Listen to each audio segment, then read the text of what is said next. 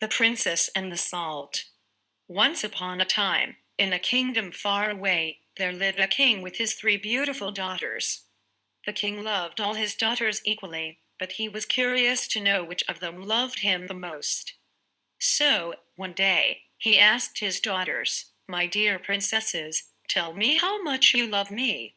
The eldest daughter replied that she loved him as much as she loved gold, and the second daughter replied that she loved him as much as she loved diamonds. But the youngest daughter replied, "Father, I love you as much as I love salt." The king was furious at his youngest daughter's response.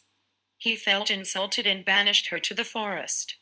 Heartbroken and alone, the princess wandered into the dense forest and felt lost. Suddenly, she heard a horse's hooves galloping towards her. As she was frightened, she hid herself in the hollow of a tree. The horse halted near the tree, and a handsome young man got off from it. He was a wealthy merchant from a neighboring kingdom.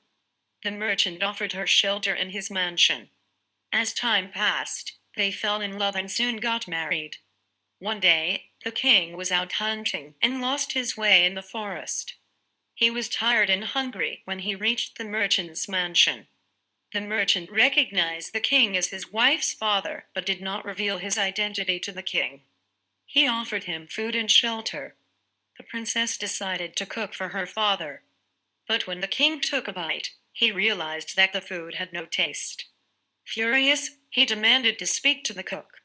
To his surprise, he saw his youngest daughter standing before him. The princess said, "Father, the food has no taste because it has no salt. Without salt, our lives would be terrible. Do you understand now how much I love you?" The king was ashamed of himself for doubting his daughter's love. He apologized to her and promised never to doubt her love again.